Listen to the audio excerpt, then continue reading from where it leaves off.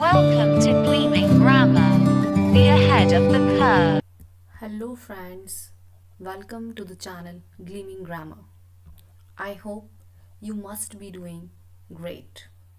If you are visiting this channel first time, I request you to kindly subscribe the channel.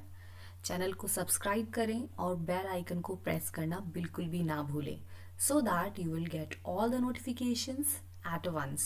Alright, so bell icon को ज़रूर press करें. As the previous video which was uploaded, it was of an unseen passage, right? और हमें काफ़ी सारी request भी receive हुई हैं, राइट, कि अनसीन पैसेज और कराइए ma'am, these type of questions are generally asked in the examination. तो ये बिल्कुल करेक्ट है, right. As I always say that unseen passage is the soul of English examination, whether it is a general English examination or subject specific examination. unseen passage her exam में देखा जाता है, चाहे वो जनरल इंग्लिश असेस कर रहे हो या फिर सब्जेक्ट स्पेसिफिक की बात हो. तो हम ऑलरेडी 1 क्लास कर चुके हैं कंडक्ट, जिसपे हमें बहुत अच्छा रिस्पॉन्ड मिला और आगे अनसीन पैसेजेस के कुछ और वीडियोस की रिक्वेस्ट आई. So that's why we are here with class number 2 of unseen passage, right. If you haven't watch the previous video, तो उस वीडियो में हमने आपको कुछ टैक्टिक्स और कुछ स्ट्रैटेजीज बताई थी कि आप अनसीन पैसेज कैसे सॉल्व करें. Let's have a quick recap of all those steps. अगर आपने कभी स्किप कर दी हो तो आपका भी रिवीजन हो जाएगा. So when we talk about unseen passage, you're supposed to read that passage and question answers heedfully. You need to pay attention, right? Here you can do the vice versa exercise as well. Like you can have a glance. You can give some time to the question answers first, then read the passage, and then again go back to the question answers. All right. The next step talks about that you are supposed to find the central idea of the passage का main idea क्या है, what is the main theme, what is the main idea topic, right? You should know that. और वो आपको कैसे पता चलेगा? When you will read the passage thoroughly and carefully. All right. Point number 3 which you need to do, very important, right? और ये सारे ही जितने भी आपके मल्टीपल चॉइस क्वेश्चंस होते हैं उन सारे एग्जाम्स में सबसे इंपॉर्टेंट होता है एलिमिनेशन. तो आपको एलिमिनेट तो करना ही है, because only then you will be able to reach the correct answer with more accuracy. Okay, और एमसीक्यू में सबसे ज़्यादा जो मैटर करता है that is accuracy. And the last point is don't give up. Passage की कई बार लेंथ देखकर हम गिव अप कर देते हैं, या फिर पैसेज में एक दो डिफिकल्ट वर्ड्स मिलते हैं और हम उन्हें कॉम्प्रीहेंड नहीं कर पाते हैं, एंड वी थिंक कि the passage is pretty difficult, ये तो नहीं सॉल्व होगा, लेट्स सॉल्व अनदर क्वेश्चन. तो वो नहीं करना है, ओके. बिकॉज कई बार पैसेज में कितना भी डिफिकल्ट वर्ड हो, might be nobody can be moving dictionary. सबका अपना अपना एक वो कैब होता है, तो वो कैब बहुत ही वास्ट है. Okay, it's just like an ocean, you can not grab और लर्न ऑल द वर्ड्स. तो इट्स ओके, आप सेंटेंस को अगर रीड करेंगे then also you can comprehend the meaning of that word. So I hope you all are ready, okay, for today's class, right? Don't forget to share your score at the end of the video, right? कि कितने questions आपके correct हुए हैं. So unseen passages here at your screen. Now let's read it. आप video को pause भी कर सकते हैं, but again reading the passage is really essential, okay. और आपको थोड़ा अटेंटिव होकर के रीड करना है, ओके. पे सम अटेंशन, डिस्ट्रैक्ट नहीं करना है, स्पेशली जब आप पैसेज को रीड कर रहे हैं. So I'm just reading it out. Women education is very important for the proper social and economic growth of the country. Both man and women are like two sides of the coin and run equally like two wheels of the society. So both are important element of the growth and development in the country, thus require equal opportunity in the education. If anyone of both goes downside, social progress is not possible. The female education in India is highly necessary for the future of the country, as women are the first teachers of their children, means future of the nation. If education of the woman is getting ignored, it would be the ignorance of bright future of the nation. An uneducated woman can't actively participate in handling the family, proper care of the children, and thus it leads to a weak future generation.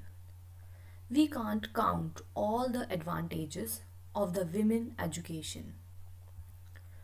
An educated woman may easily handle her family, make each family member responsible, infuse good qualities in children, participate in the social works, and all would lead her towards the socially and economically healthy nation. India is now a leading country in the field of women education. History of India is never blank of brave women. However, it is full of women philosophers like Gargi, Visambhara, Maitri of Vedic age, and other famous women like Mirabai, Durgavati, Ahilya, and Lakshmi Bai, etc.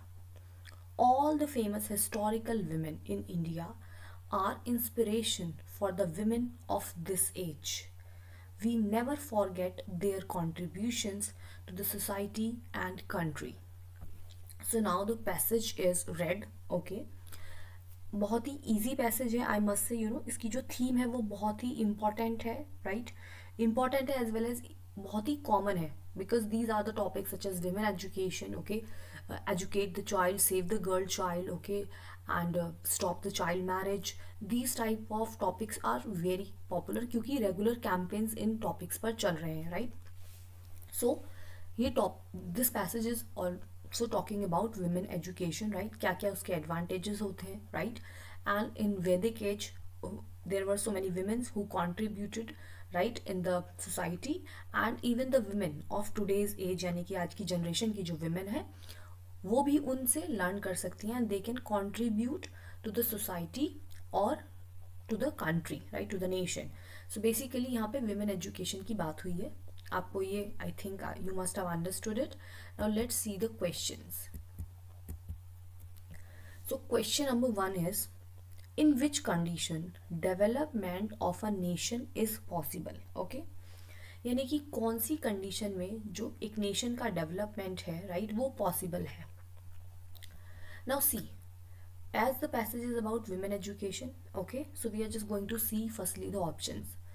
When men are educated, when only men are educated. Option C, when only women are educated. And option D, when men and women both are educated. बहुत ही simple सा question है, right. इतने long long phrases दिए हैं, but don't worry, बहुत ही simple question है, pretty easy, okay. अब देखिए, डोंट थिंक कि अगर विमेन एजुकेशन की बात हो रही है so you are just going to emphasize here only कि विमेन की बात हुई है तो जहाँ पर भी विमेन है, यानी कि लाइक ऑप्शन नंबर सी में when only women are educated, तो उसको टिक कर दो. नो, दिस इज कम्प्लीटली तुक्का कि आपने यहाँ से कीवर्ड देखा, विमेन विमेन की बात हो रही है पूरे पैसेज में, ओके, तो विमेन की ही हम यहाँ पे बात करेंगे आंसर में. So this will be the wrong thing.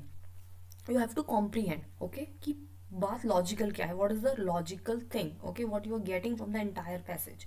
तो आप मुझे बताइए एक कंट्री का जो डेवलपमेंट है वो किस कंडीशन में पॉसिबल है. When man are educated, of course man educated होने चाहिए, there is no doubt. When only man are educated, केवल मैन ही एजुकेटेड होने चाहिए, तो ये तो कंप्लीटली कॉन्ट्राडिक्टरी हो गया, ऑपोजिट हो गया, ओके, तो इसको हम एलिमिनेट कर देंगे. When only women are educated, okay, and option D is when man and women both are educated. So of course ना तो खाली मैन एजुकेटेड होने चाहिए, similarly not only women, okay. Passage की फर्स्ट लाइन अगर आप रीड करेंगे, very clearly it is mention that both men and women are like two sides of the coin and run equally like two wheels of the society, so both are important element of the growth and development in the country, thus require equal opportunity in education. यानी कि दोनों के लिए जो access है education का वो equal होना चाहिए, उनको इक्वल अपॉर्चुनिटी मिलनी चाहिए, okay. Women as well as man, they both should get equal opportunity, दोनों को ही एजुकेट करना चाहिए, right.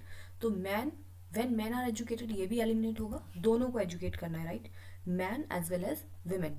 So when man and women both are educated, then only a nation can be developed, okay, or the development of a nation is possible.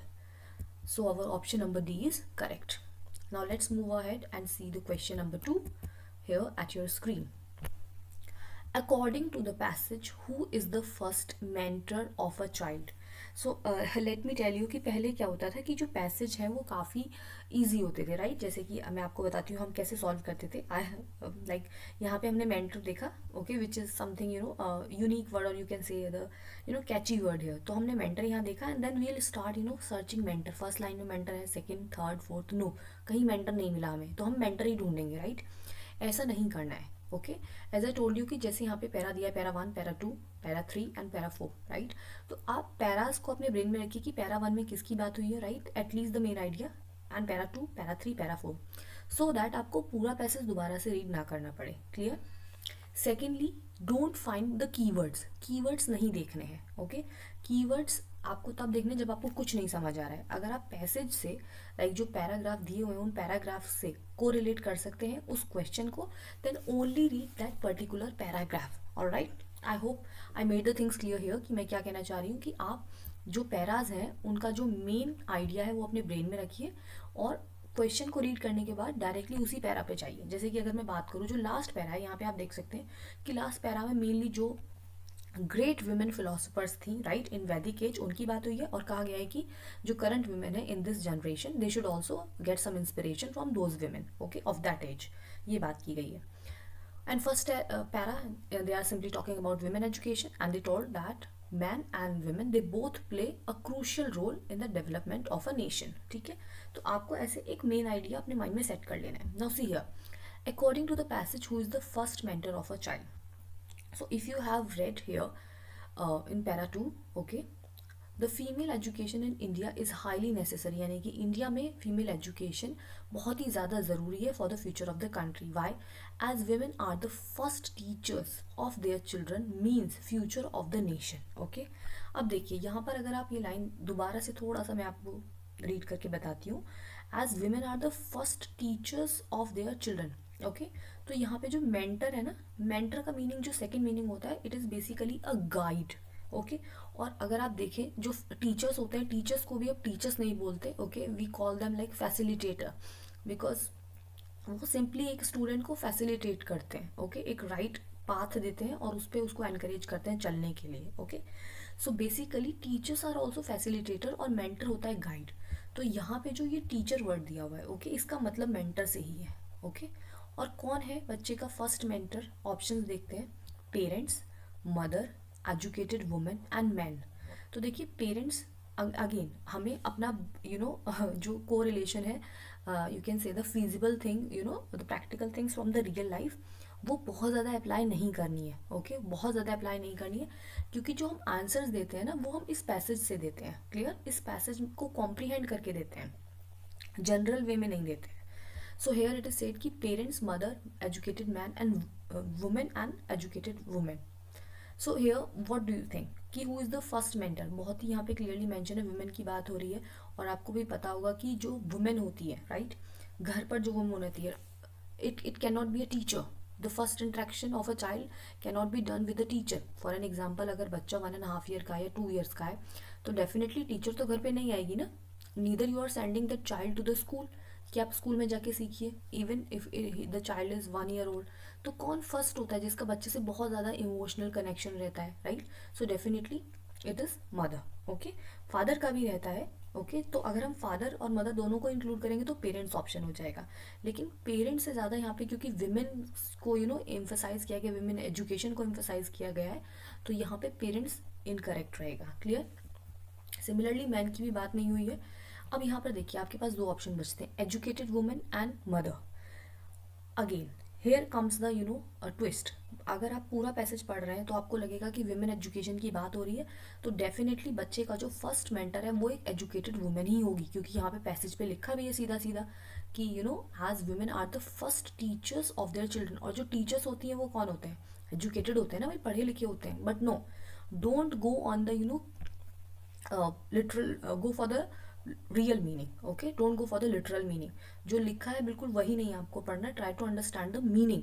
यहाँ पे teachers जो professional teachers होते हैं, राइट, स्कूल में, colleges में, professor, उनकी बात नहीं हो रही है। ये टीचर्स इनडायरेक्टली यहाँ मदर को लिखा गया है, ओके?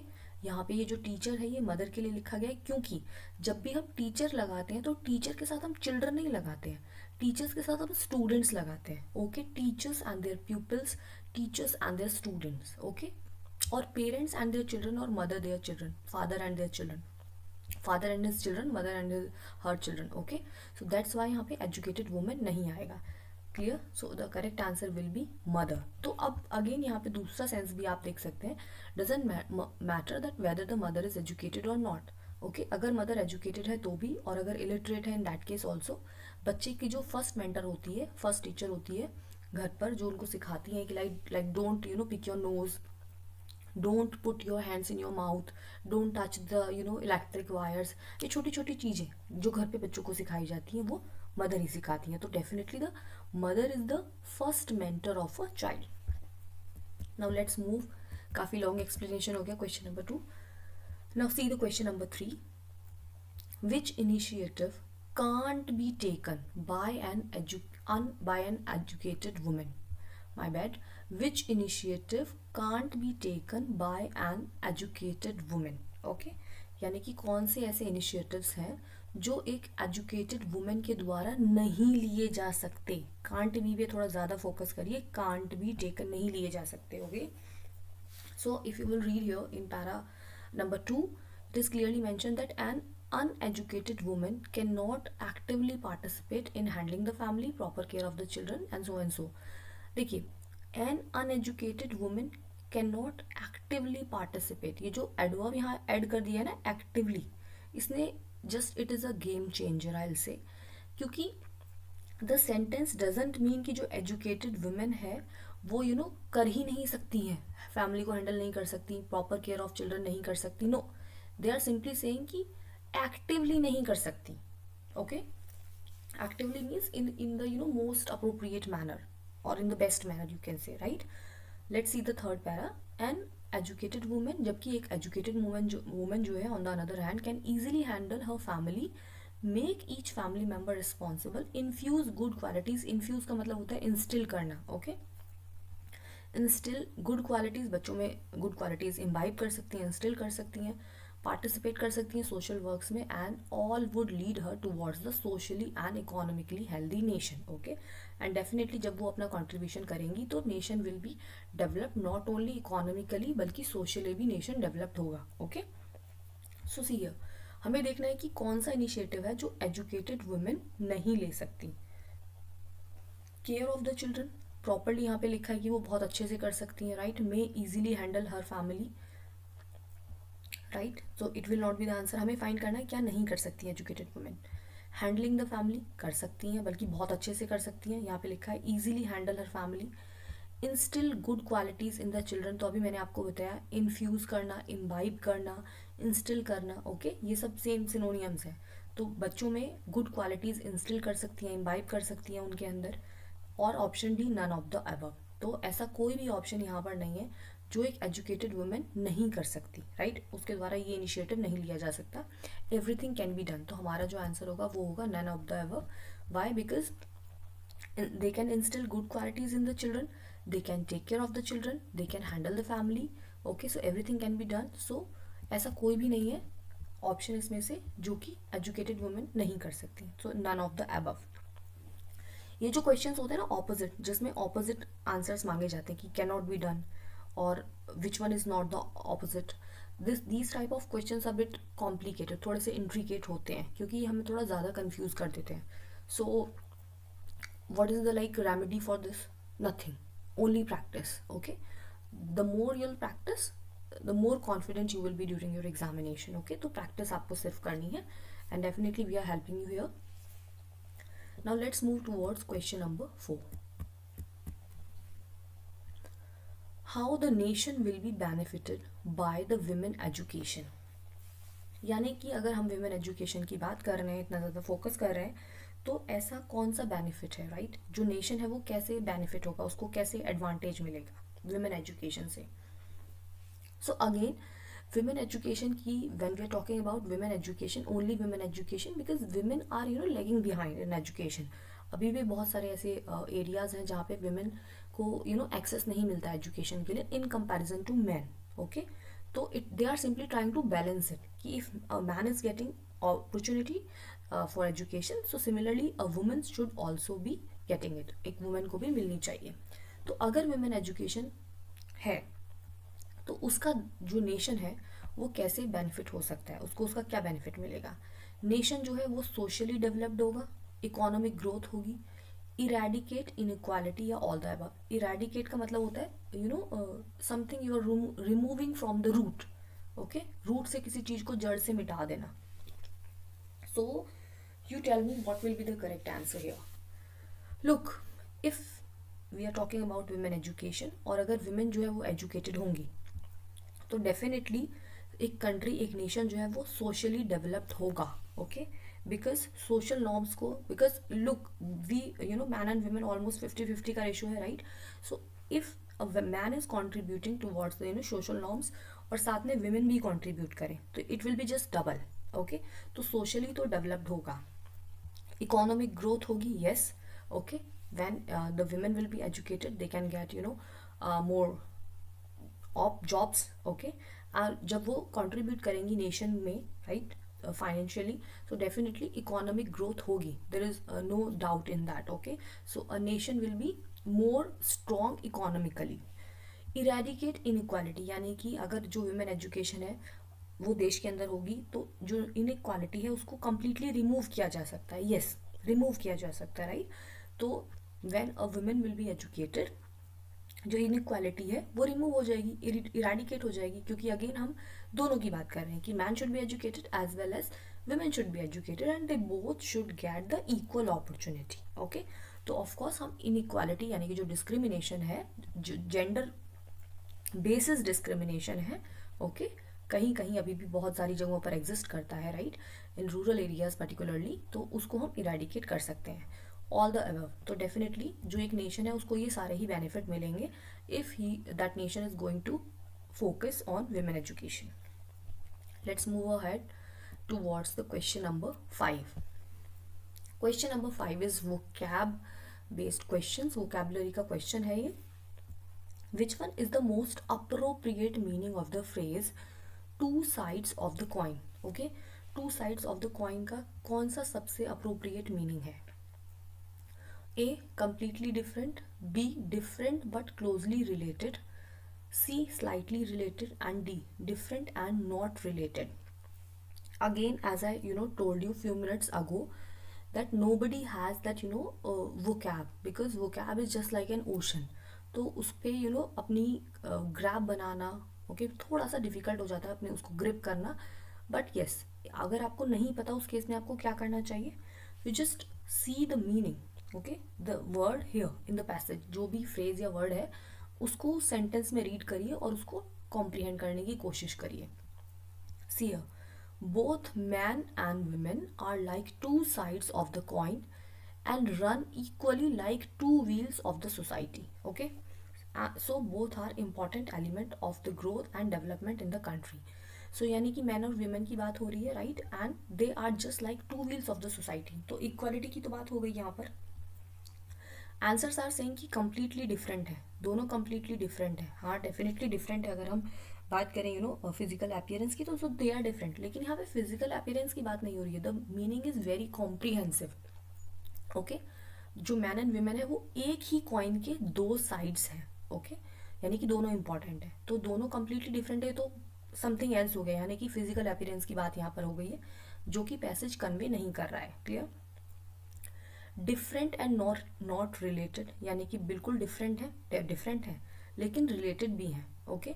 नॉट रिलेटेड नहीं है, रिलेटेड है। यहाँ पे क्या मेंशन है, see here that like two wheels of the society. So if I am if you are having a bike, अगर हम एक बाइक का यहाँ कंपैरिजन करें और बाइक में एक व्हील नहीं है, तो क्या एक व्हील के साथ जो आपकी बाइक है will it run? No, of course it is not going to run. Clear, वो नहीं चलेगी। तो सिमिलरली नॉट रिलेटेड और दोनों जो व्हील्स होते हैं, if you have noticed, almost उनका साइज भी इक्वली होता है, राइट। और जितनी स्पीड के साथ आगे वाला व्हील रन करता है उतनी स्पीड के साथ ही जो आपका सेकेंड व्हील है वो भी रन करता है, okay. So that is what here it is conveyed. So different and not related and completely different, ये दोनों तो एलिमिनेट हो जाएंगे। दोनों डिफरेंट है लेकिन यहाँ पे फिजिकल अपीयरेंस की बात नहीं हो रही है। Try to understand. Slightly related यानी कि थोड़े थोड़े रिलेटेड है। हाँ, थोड़े थोड़े रिलेटेड है। But if you will see option B, different but closely related, देखिए कितना ब्यूटीफुली इसको जस्टिफाई किया गया है। कि डिफरेंट है, दोनों डिफरेंट है. एज आई टोल्ड यू कि फिजिकल अपीयरेंस में तो डेफिनेटली डिफरेंट है, right. If you will talk about the physical strength तो भी डिफरेंट है. Okay, they both are different. So different है, देर इज नो डाउट कि वो डिफरेंट है. Okay, man and women they are different, two sides of coin. यहाँ पे man और वुमेन की बात हो रही है, टू साइड्स यानी कि man and women. But of a coin, coin एक ही है, यानी कि दो चीजें हैं लेकिन क्लोजली जुड़ी हुई हैं. आप देख रहे हैं ना कि कॉइन की टू साइड्स हैं बट कॉइन तो एक ही है. तो similarly they both are different in physical appearance, okay, in their physical strength, लेकिन क्लोजली रिलेटेड भी हैं. They both are closely related also. So that's why option C को भी हम एलिमिनेट करेंगे. स्लाइटली रिलेटेड यानी कि थोड़े थोड़े रिलेटेड है, ये बात ठीक है, but option B is completely appropriate, सबसे बेस्ट ऑप्शन है. डिफरेंट भी हैं लेकिन क्लोजली रिलेटेड भी हैं. So our option number B will be correct. I hope this video must have helped you. और आपके I just hope that 5 out of 5 you must have scored here. Whatever is your score, I'm just requesting you to share it with us so that we can see your progress, and we really feel glad when you share your score and we see your progress. Just keep on watching the video, and we are just going to upload more videos so that your preparation will be the best. Okay, keep on watching the videos, share it with your friends and relatives. Here I'm just providing you the link of the previous unseen passage class 1 का, and here it is also the playlist. ये question बहुत ज़्यादा पूछा जा रहा है कि when are you going to start the new classes for the next batch for the next session, यानी कि 2025 के एग्जाम के लिए कब से बैच रन हो रहा है. तो it is already started. Here it is the playlist, you just need to click it. और अगर आप भी किसी से जुड़े हुए हैं, काइंडली शेयर द प्लेलिस्ट. आप बस प्लेलिस्ट शेयर कर दीजिए and ask them to subscribe, then it will be beneficial for them. So thank you so much for watching the video and have an amazing day today. I'll say have an amazing day. All right, thank you.